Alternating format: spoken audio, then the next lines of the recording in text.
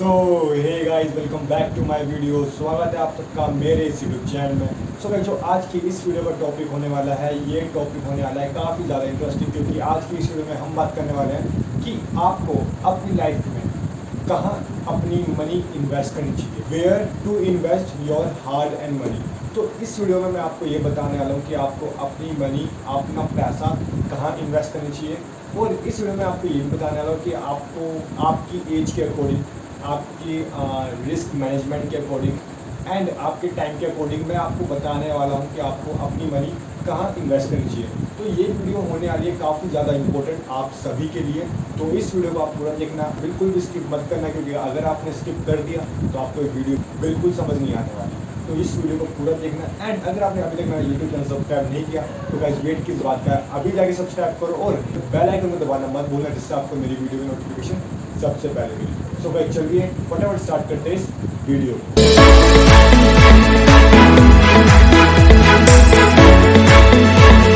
सो यहाँ पे अगर मैं सबसे पहले बात करूँ कि हमको इन्वेस्टमेंट करनी क्यों चाहिए, ठीक है। जैसे कि हम सभी को पता है कि महंगाई दिन पे दिन बढ़ती जा रही है, बट उस महंगाई के साथ साथ जो हमारे मनी की वैल्यू है, जो हमारे पैसे की वैल्यू है, वो दिन पर दिन नहीं बढ़ रही, जबकि वो दिन पर दिन घट रही है। अगर मैं बात करूँ कि आज से 20 साल पहले 2001 की बात करते हैं, आज से 2001 में जो चीज़ 100 रुपये में आती थी, आज 2021 तक आते आते वही चीज़ 350 400 रुपये की आती है। तो हमको इन्वेस्टमेंट इसलिए करनी चाहिए कि टाइम के साथ साथ अगर इन्फ्लेशन भी बढ़ रहा है तो उसके साथ साथ हमारे जो पैसे की वैल्यू है वो घटे ना, वो भी टाइम के साथ साथ, महंगाई के साथ साथ हमारी जो मनी है उसकी वैल्यू भी बढ़े। तो उसकी वैल्यू बढ़ाने के लिए हम करते हैं इन्वेस्टमेंट। तो यहाँ पे आपको इन्वेस्टमेंट का मतलब समझ में आ गया कि हमको अपनी लाइफ में इन्वेस्टमेंट क्यों करनी चाहिए, जिससे हमारा पैसा इन्फ्लेशन की रेट से बचा रहा है, उसके ऊपर इन्फ्लेशन का कीड़ा या फिर इन्फ्लेशन की दीमक उसको हमारे मनी की वैल्यू को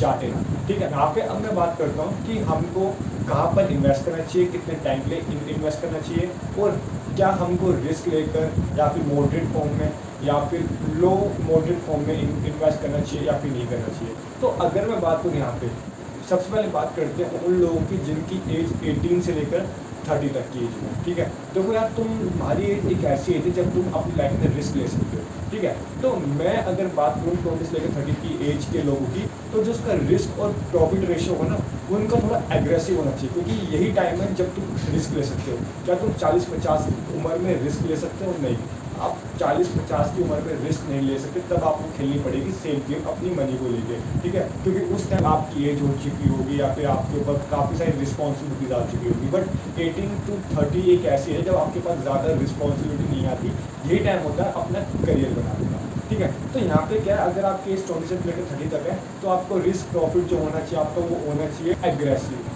इसके साथ साथ आपको कम से कम 15 से लेकर 20 साल तक के लिए इन्वेस्टमेंट अपनी करनी चाहिए, ठीक है, क्योंकि जितने आप लॉन्ग टर्म के लिए इन्वेस्ट करोगे आपका पैसा उतने अच्छे रिटर्न्स लेके आपके पास आएगा। तो आपको लॉन्ग टर्म के लिए इन्वेस्ट करना पड़ेगा। अब मैं बताता हूँ कि आप अपनी मनी कहाँ इन्वेस्ट कर सकते हो।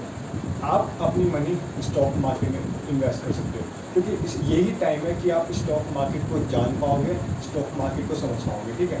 स्टॉक मार्केट में आपको अपनी मनी इन्वेस्ट करनी पड़ेगी।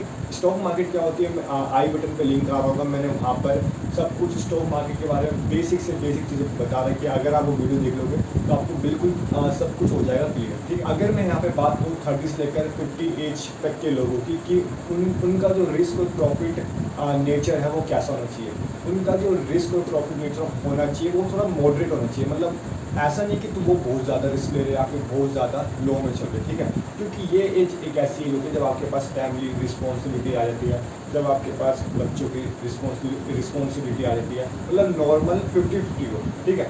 और आपको यहाँ पे कम से कम 5 से लेकर 10 साल तक के लिए अपनी मनी को इन्वेस्ट करके रखना पड़ेगा, क्योंकि अगर आपने 5 से 10 साल तक के लिए अपनी मनी को इन्वेस्ट करके रखा तो आपको यहाँ पे अच्छा खासा इंटरेस्ट मिल सकता है, ठीक है, क्योंकि आपकी एज जो है वो फर्स्ट ऑफ ऑल काफ़ी ज़्यादा हो चुकी है। 30 to 50 एज के लोगों की बात कर रहा हूँ। तो आप यहाँ पे ज़्यादा हाई रिस्क नहीं ले सकते, क्योंकि अगर हाई रिस्क लोगे जो आपकी मनी है वो लॉस भी हो सकती है और प्रॉफिट भी हो सकता है। हमारी जो इन्वेस्टमेंट है वो स्टेबल रहे और अच्छा खासा हमको हर साल का इंटरेस्ट हमारी मनी पे मिलता रहे, एफडी और आरडी से ज़्यादा। तो मैं आपको बता रहा हूँ यहाँ पे कि जो आपको 30 to 50 के एज के जो लोग हैं उनको अपनी मनी कहाँ पर इन्वेस्ट करनी चाहिए। उनको अपनी मनी इन्वेस्ट करनी चाहिए म्यूचुअल फंड में, ठीक है।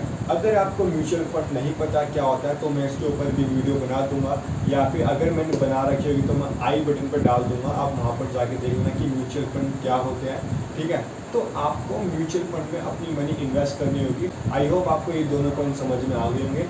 तो अब बात करते हैं हम कि जिनकी उम्र 50 से अबव है, जिनकी उम्र 50 से अबव है उनका कैसा नेचर होना चाहिए रिस्क और प्रॉफिट में, और उनको कितने टाइम के लिए इन्वेस्टेड रहना चाहिए। तो उनके लिए रिस्क एंड प्रॉफिट का जो नेचर है वो यहाँ पे होना चाहिए लो, ठीक है, क्योंकि उनकी एज इतनी ज़्यादा हो चुकी है, 50 प्लस हो चुकी है। अब इस एज में इंसान को बहुत सारी बीमारियाँ पकड़ लेती है। आजकल के टाइम पे काफ़ी सारे काम आ जाते हैं, बेटे की शादी होती है, बेटे की शादी होती है, तो ये सब सारे काम आ जाते हैं। तो आपको ज़्यादा लॉन्ग टर्म के लिए नहीं पकड़ना, ठीक है।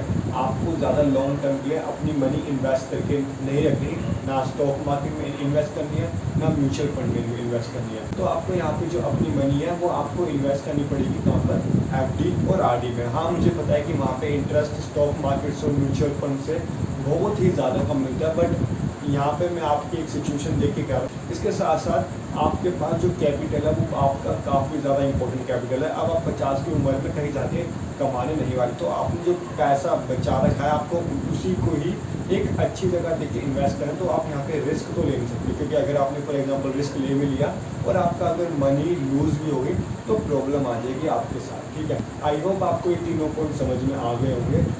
मैंने आपको बताया कि जिनकी एज 18 से लेकर 30 के है उनको स्टॉक मार्केट में इन्वेस्ट करना 10 से लेकर 20 साल के लिए, और जिनकी एज 30 to 50 है वो मॉडरेट फॉर्म में रिस्क ले सकते हैं, क्योंकि अब फैमिली बन चुकी है, उनकी शादी हो चुकी है, क्या बोलते हैं, फैमिली को चलाना है उनको, तो एक मॉडरेट रिस्क ले सकते हैं और उनको अपनी मनी म्यूचुअल फंड में इन्वेस्ट करनी पड़ेगी।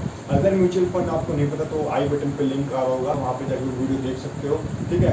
इसके साथ साथ मैंने यहाँ पे बात करी जिनकी 50 प्लस है वो यहाँ पे रिस्क नहीं ले सकते, उनके पास एक फिक्स्ड कैपिटल है जो उन्होंने अपने 50 साल के करियर में कमाया है, ठीक है। तो वो यहाँ पे आरडी एफडी के अलावा उनके पास कोई ऑप्शन नहीं बचा, ठीक है।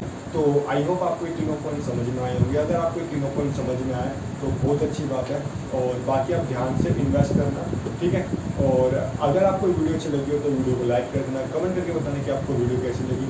इसके साथ साथ अगर आपने मेरा यूट्यूब चैनल सब्सक्राइब नहीं किया तो गाइस वेट किस बात का, अभी जाके सब्सक्राइब करो एंड बेल आइकन को दबाना मत भूलना, जिससे आपको मेरी वीडियो की नोटिफिकेशन सबसे पहले। इसके साथ साथ मैंने डीमेट अकाउंट की लिंक नीचे डिस्क्रिप्शन में दे रखी है। जिनके पास डीमेट अकाउंट नहीं है, जो शेयर मार्केट में इन्वेस्ट करना चाहते हैं, जो ऑप्शन ट्रेडिंग करना चाहते हैं और शेयर मार्केट से काफ़ी अच्छा पैसा कमाना चाहते हैं, तो नीचे डीमेट अकाउंट की लिंक दे रखी है। वहाँ पे आके आप अपना डीमेट अकाउंट बनाइए और शेयर मार्केट में अपने पैसों कीजिए इन्वेस्ट, और वहाँ से अच्छे रिटर्न गेन कीजिए, ठीक है।